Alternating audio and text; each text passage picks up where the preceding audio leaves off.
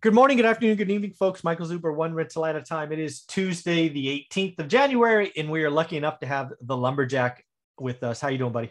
I am super pumped to be here and ready to talk about number two. There you go, man.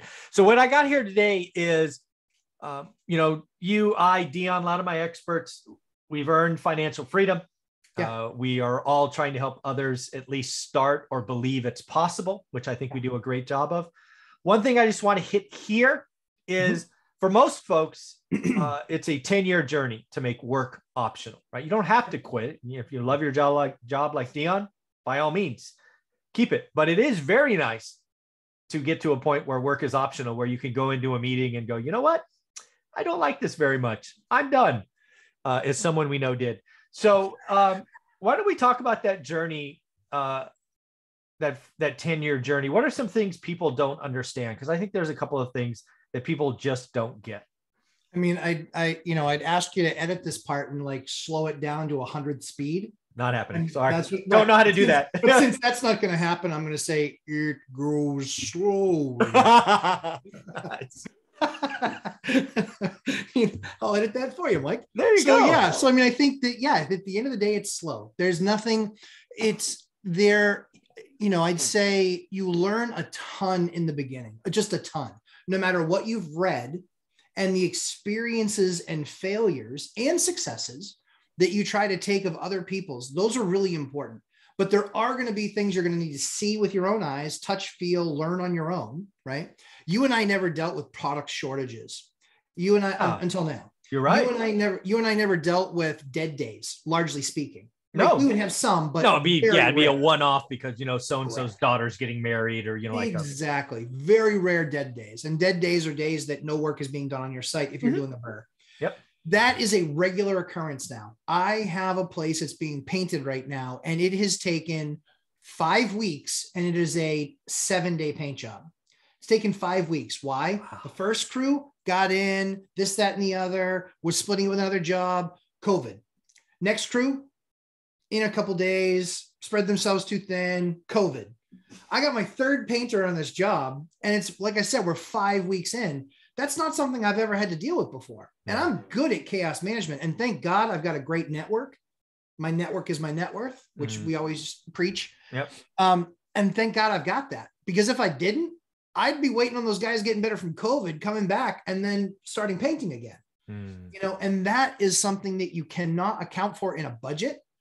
And that is something you cannot account for in any of the projects that you're doing. So the thing that people need to really understand is that it's very slow in the process. Always ask a lot of questions.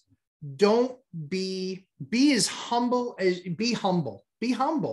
Don't be afraid to ask a question. Don't assume that you and a contractor are on the same page.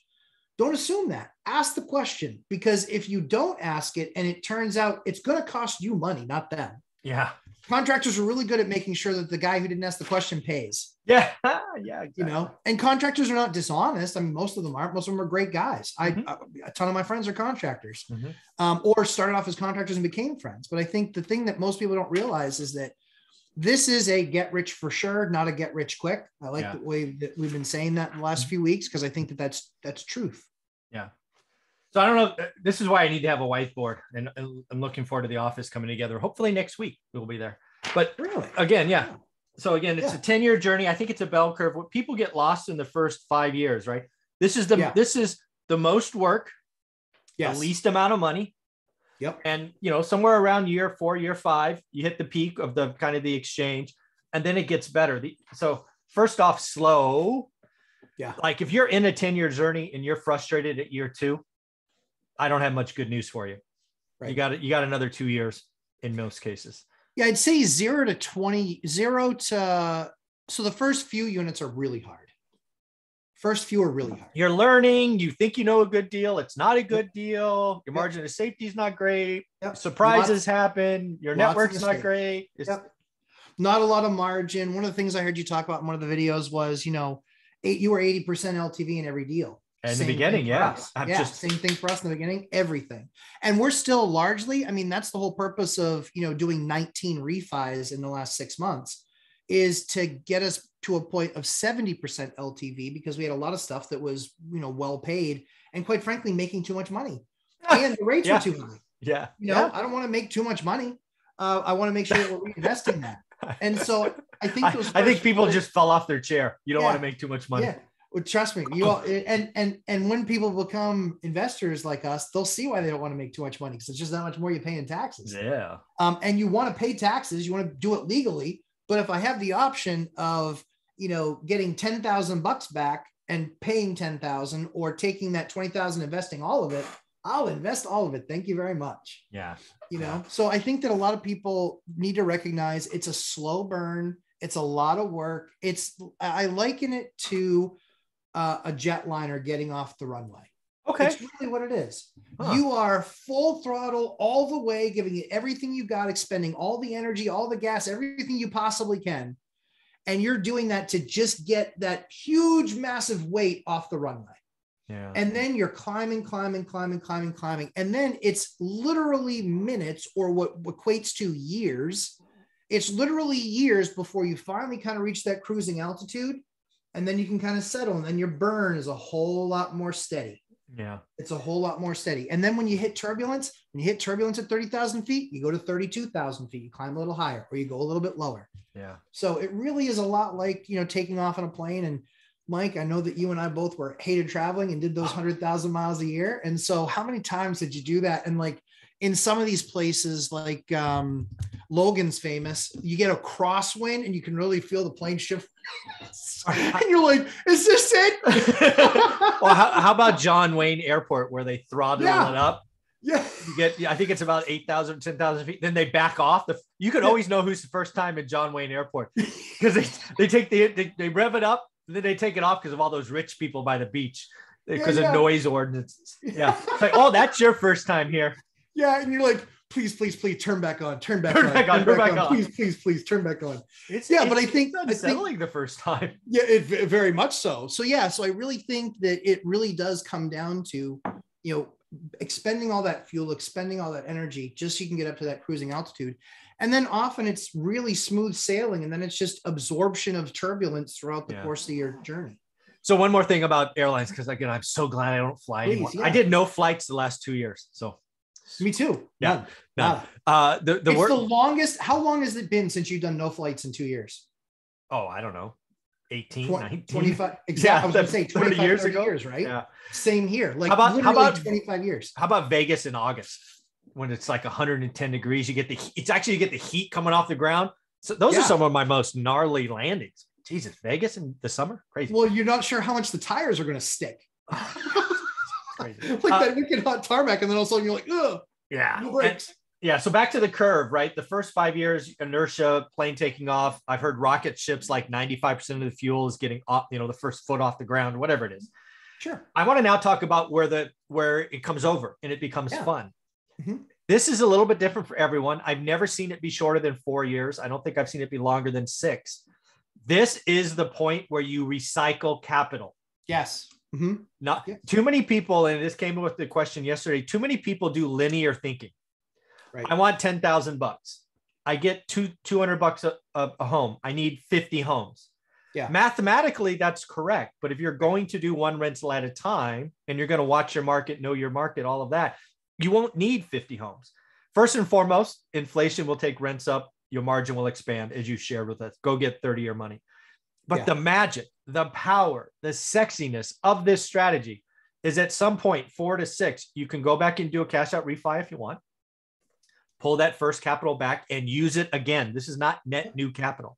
Yep. You can do a 1031 exchange, go bigger. Again, we write about all this in the book. So the peak of this journey is at the point where you go back and go, you know what? I'm going to use that 20 grand again, right? I've talked about it endlessly. I have an unfair advantage. I have a 21-year track record now. I have used that first 20 grand on Norris Drive 4 or 5 times.